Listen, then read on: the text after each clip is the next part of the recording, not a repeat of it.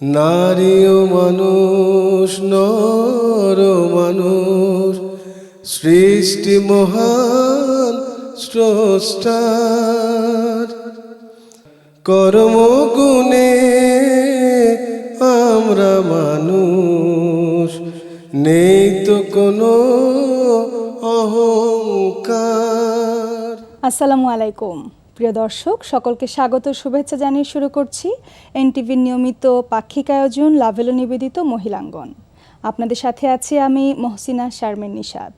প্রিয় দর্শক, প্রথমেই রয়েছে আলোক প্রভা। নারী ও মানুষ, নর ও আজকের আলোক প্রভায় আমরা আলোচনা করব আলো বিতরণের অন্যতম সুন্দর একটি বিষয় নিয়ে, অর্থাৎ পাঠের উপকারিতা। আমরা জানি যে কোনো জ্ঞান অর্জনের প্রথম যেই ধাপটি সেটি হচ্ছে পড়াশোনা করা, এবং এর জন্যই মহানবী সাল্লাল্লাহু আলাইহি ওয়াসাল্লামের উপর প্রথম ওহী নাজিল হয়েছিল, পড়ো তোমার প্রভুর নামে। প্রিয় দর্শক, আজকে সুন্দর বিষয়টি নিয়ে কথা বলবার জন্য স্টুডিওতে আলোচক হিসেবে উপস্থিত হয়েছেন ডক্টর সালমা আইনি, শিক্ষক এবং লেখক। আসসালামু আলাইকুম রহমতুল্লাহ।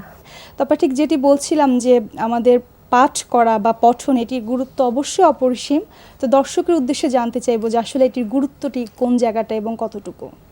আসলে আমাদের যে অনুষ্ঠানটিতে শুরুতেই আমরা যে কথাটি বললাম যে পড়ো তোমার প্রভুর নামে, প্রথম আয়াত যেটি নাজিল হয়েছিল আমাদের প্রিয়তম নবীজি সাল্লাল্লাহু আলাইহি ওয়াসাল্লামের উপরে, তার মানে এটি ইঙ্গিত করছে যে পড়তে হবে, তার অর্থ হলো জ্ঞান অর্জন করতে হবে। তার মানে আশরাফুল মাখলুকাতের অংশ হিসেবে আমাদের প্রথম কর্তব্য হচ্ছে পড়া, জ্ঞান অর্জন করা।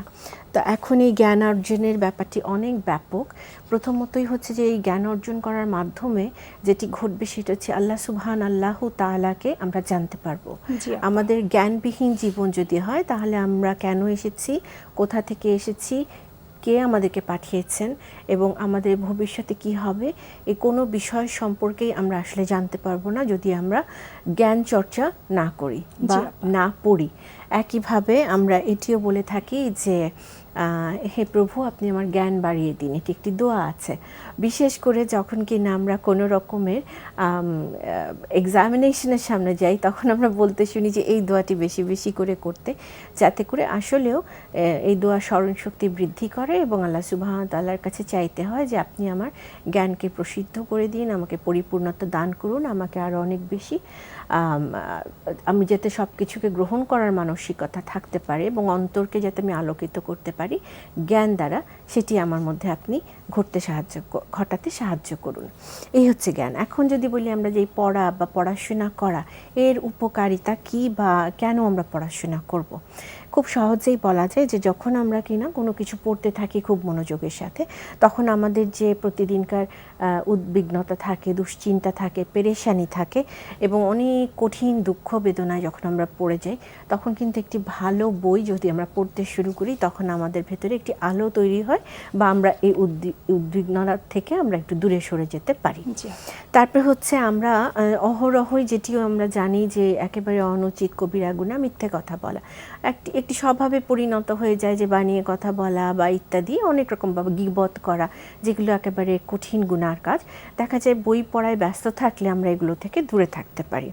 তারপরে হলো যে খুব অলসতা অনেক সময় ঘিরে ধরে, কোনো কাজ করতে ভালো লাগে না, তখনও দেখা যায় একটি ভালো বই হাতে এলে আমাদের অলসতা কেটে যায়। কেননা আমাদের বইটি যখন আমরা পড়তে শুরু করে এর মধ্যে ডুবে যাই তখন আমাদের মন মানসিকতা উজ্জীবিত হতে থাকে এবং আমরা চিন্তা শক্তিকে আমাদের বাড়তে সাহায্য করে। আর যখন আমরা ভালো কোনো বই পড়ি, কল্যাণকর বই পড়ি, তখন কি হয়, আমাদের ভেতরে নৈতিকতা, আমাদের মধ্যে যে মনুষ্যত্ব, আমরা কেন আশরাফুল মখলুকাত, সেই গুণগুলো আমাদের মধ্যে পরিস্ফুট হতে থাকে। এবং আমরা জানি যে এরকম আরো অনেক উপকারিতা রয়েছে। আরেকটি আমি বলবো সেটি হচ্ছে যে আমাদের মন খারাপ করে, আমরা হতাশাগ্রস্ত হই, আমরা বিক্ষিপ্ত হয়ে যাই, তখন একটি ভালো বই, একটি ভালো পাঠ্য আমাদের কি করে, আমাদের বিশ্রাম নিতে সাহায্য করে।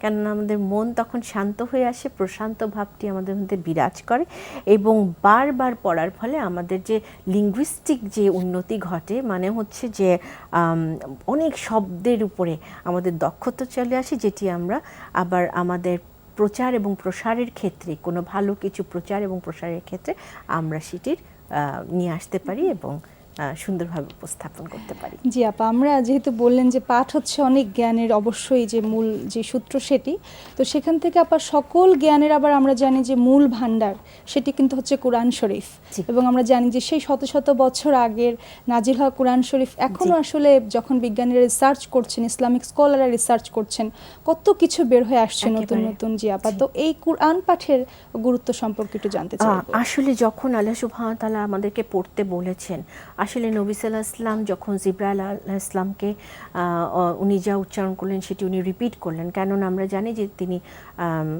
পড়ালেখা জানতেন না, উম্মি নবী ছিলেন।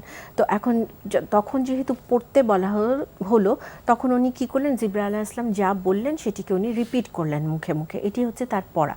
তো এই পড়াটা কি ছিল? এটি ছিল কুরআনুল কারীমের আয়াত, তাই তো, ঐশী বাণী। সুবহানাল্লাহ।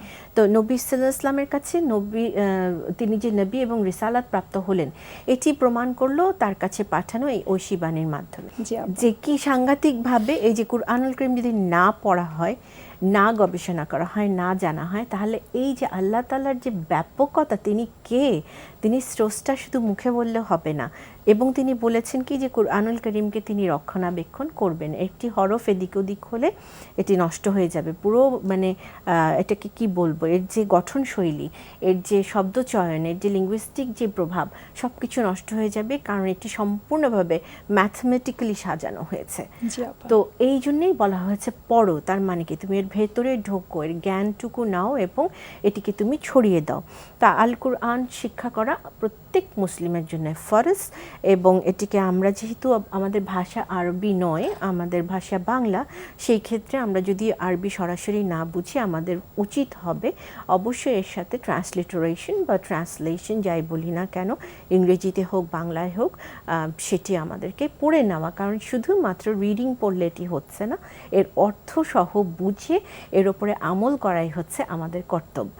আমরা যখন কোরআন অধ্যয়ন করব, তখন এর প্রতিটি আয়াত যদি আমরা বুঝে পড়ি এবং এর বিশ্লেষণে যাই, তখন এটি আমাদেরকে সঠিক সরল পথে চলার জন্য সবসময় আমাদেরকে আলোকবর্তিকা অবশ্যই দেখাবে বলে আমরা আশা রাখতে পারি। আরেকটু ব্যাখ্যা জানতে চাইবো যে এই যে পাঠ করা, বোঝা এবং বোঝার পরে সেটি নিজের জীবনে প্রয়োগ করা, এবং পাশাপাশি যে মূল যে তথ্যগুলো, মেসেজগুলো, সেগুলো অন্যকে ছড়িয়ে দেওয়া, জি। এই গুরুত্বটা আর একটু ব্যাখ্যা খুব করতে চাচ্ছি। সাংঘাতিক গুরুত্ব, কারণ আল কোরআনকে শুধুমাত্র পড়লে তো হলো না, পড়লে নেকি আছে সে বিষয়ে কোনো এমন আবার না যে কেউ যদি আমরা মনে করি যে আমি তো অর্থ বুঝি না বা আমি তো পারছি না, তাহলে কি আমি কোরআন শরীফ পড়া ছেড়ে দিব? অবশ্যই অবশ্যই না, আমাকে কোরআন তেলাওয়াত করতেই হবে, কেননা প্রতিটি হরফ উচ্চারণের সাথে সাথে আমার অজস্র নেকি আল্লাহ তাআলা আমাকে দিতে থাকবেন। এখন আমরা যদি আমলের কথায় চলে আসি, তাহলে আল কোরআনের যিনি আমল করলেন, তার মানে পড়লেন, বুঝলেন এবং নিজের জীবনে সেটিকে প্রতিফলন ঘটানোর জন্য চেষ্টা করলেন, তাহলে তার যে মর্যাদা, এটি হচ্ছে যে মানে সর্বোত্তম মর্যাদা। আল্লাহ সুবহানাহু ওয়া তাআলার যেটি কোরআনুল কারীমেই আছে, সূরা আস-সাফ, এখানে বলা হচ্ছে, তিনি তার রাসূলকে হিদায়াত ও সত্য দিন দিয়ে প্রেরণ করেছেন, যাতে তিনি সকল দিনের উপর তা বিজয়ী করে দেন, যদিও মুশরিকরা তা অপছন্দ করে। তার মানে হচ্ছে কি, কুরআনুল কারীম যিনি কিনা পড়লেন এবং আমল করলেন, তিনি বিজয়ী হবেন। আল্লাহ তাআলা তার সুসংবাদ দিয়ে দিয়েছেন। আমরা এটি মনে রাখবো যে আল কুরআনুল কারীম প্রথম পাঠ্য আমাদেরকে পড়তেই হবে, এবং এখানে যে শিক্ষা রয়েছে, এই শিক্ষা কিন্তু আমাদেরকে জান্নাতের পথ দেখাবে। আমাদের তো প্রত্যেক মুসলিমের চিন্তাভাবনায় জান্নাত কেন্দ্রিক হওয়াটা খুবই প্রয়োজন, যে আমরা ওখানে যেতে চাই। তো কুরআনুল কারীম আমাদেরকে সেই ব্যাপারে সাহায্য করে, এবং কোরআনের কথা হচ্ছে সঠিক কথা, সত্য কথা। কোরআনের পরপর চলে আসে হাদিস শরীফ অধ্যয়ন করা, কেননা নবী সাল্লাল্লাহু আলাইহি ওয়াসাল্লামের কথাগুলো কোরআনের বাস্তব রূপ, সেই ক্ষেত্রে আমরা হাদিস চর্চা করব। এছাড়া আমরা মনীষীদের জীবনী, সেটি যে কোনো দেশের যে কোনো ভাষাভাষীর যিনি কিনা অনেক উপরে উঠে গেছেন, যাকে আমরা যদি মানে তার দেখানো পথ বা তার যে নীতি, তা যদি আমরা ফলো করি, তাহলে আমাদের জীবন পজিটিভিটিতে পূর্ণ হয়ে উঠতে পারে। এরকম মনীষীদের জীবনী খুঁজে বের করে আমরা পড়তে পারি।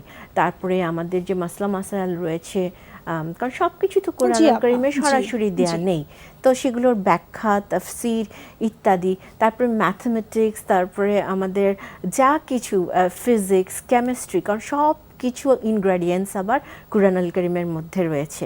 তো নিজেকে সমৃদ্ধ করার জন্য মেডিসিন সব বিষয়ে আমরা পড়তে পারি, যা কিনা মানব কল্যাণে আমরা অবদান রাখতে পারবো। অবশ্যই আপা, এবং সেরকম সব কিছু আমাদের পাঠের মধ্যে আসবে। শুধুমাত্র মনে রাখতে হবে যেটি নেগেটিভ, যেটি অনৈতিক, সেই ধরনের কোনো কিছু পড়া থেকে আমরা নিজেদেরকে বিরত রাখার চেষ্টা করব। অবশ্যই আপা, এবং আমি জানি যে আজকের বিষয়টা এত সুন্দর একটি বিষয় যেটি নিয়ে কথা বলবার মতো আরও অনেক কিছু আছে।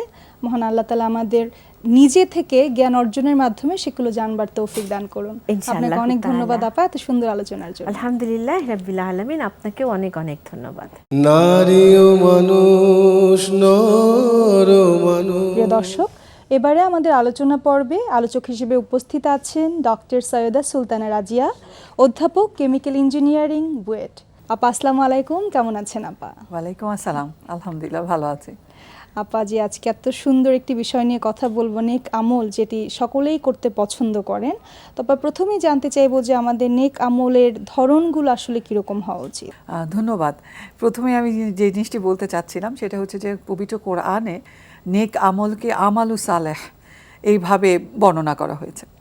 তো আমালু সালেহের এই ব্যাপারে যাওয়ার আগে আমি সূরা রুমে আল্লাহ তাআলা মানুষের তৈরি সৃষ্টির ব্যাপারে একটা কথা বলেছেন। সেখানে আল্লাহ তাআলা জানাচ্ছেন যে আল্লাহ মানুষকে তার নিজের ফিতরা দিয়ে তৈরি করেছেন। এই ফিতরা দিয়ে তৈরি করার কারণে মানুষের মধ্যে ভালো কাজ করার টেন্ডেন্সিটা ন্যাচারাল।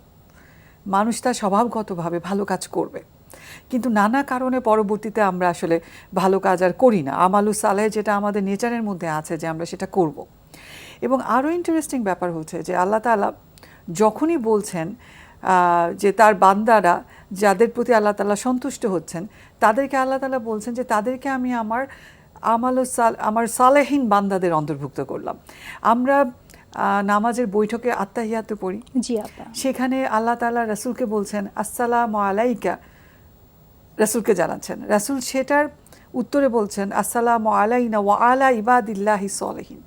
এর উত্তরে রাসূল বলছেন আমার উপরেও সালাম এবং সাথে সালাম হচ্ছে সব সালেহীন বান্দাদের। মানে প্রতি নামাজে আমরা সেই সালেহীন বান্দাদের প্রতি সালাম পেশ করছি যারা ভালো কাজ করেছে, নেক আমল করেছে।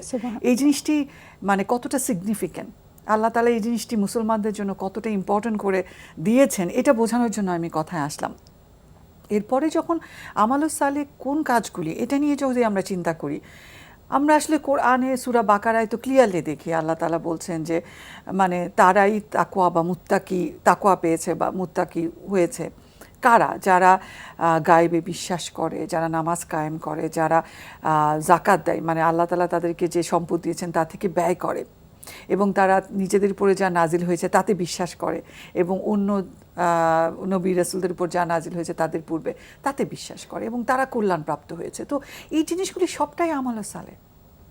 আমি আল্লাহতে বিশ্বাস করব, মুত্তাকি হব, তাহলেই তো আমি আমালুস সালেহতে পৌঁছে গেলাম। মানে নামাজ কায়েম করা, যাকাত দেওয়া, এই সব কিছু আমালুস সালেহের মধ্যে পড়ছে। জি আপা। এইটুকু আমরা বুঝতে পারি, কিন্তু আমালুস সালেহটা এর মধ্যে লিমিটেড না। আল্লাহ তাআলা মানুষ এবং জিনকে তৈরি করেছেন তার ইবাদতের জন্য। তো তার ইবাদত মানে তো শুধু নামাজ, রোজা, হজ, যাকাত না, আমাদের পুরো জীবনটা তার ইবাদত হওয়ার কথা। জি আপা। তো পুরো জীবন যখন ইবাদত হবে তখন পুরো জীবনের সব কাজই তো আমালুস সালেহ হওয়ার কথা। তার মানে আমরা সারা জীবনে এমন কাজ করব যা ম্যাক্সিমাম যেন আমালুস সালেহ হয়, আর যত কম পারবো আমরা অনর্থক কাজ করব, সেগুলি আমরা করব না যত কম পারবো। এখন কোরআনে অনেক সুন্দর কিছু উদাহরণ দেওয়া হয়েছে যেগুলিকে আল্লাহ তাআলা আমালুস সালেহ বলছেন। জি আপা। যেমন আল্লাহ তাআলা সূরা বাকারায় খুব সুন্দর করে বলছেন যে কেউ যদি সদয় ব্যবহার করে, হাসি মুখে কথা বলে, সেইটা বড় কাজ হয়, বড় সাদাকা হয় সেই কাজের তুলনায় যে দান খয়রাত করে খোঁটা দিচ্ছে। মানে দান খয়রাত করে কটূক্তি করার চাইতে কেউ যদি শুধুমাত্র হাসি মুখে দয়াশীলভাবে ব্যবহার করে তো সেটা অনেক বড় ভালো কাজ হচ্ছে। এটা এক ধরনের কথা। তার মানে সুন্দর করে কথা বলা, হাসি মুখে কথা বলা, দয়াদ্রভাবে কথা বলা, এই জিনিসটি আমালুস সালেহের একটা বড় এক্সাম্পল।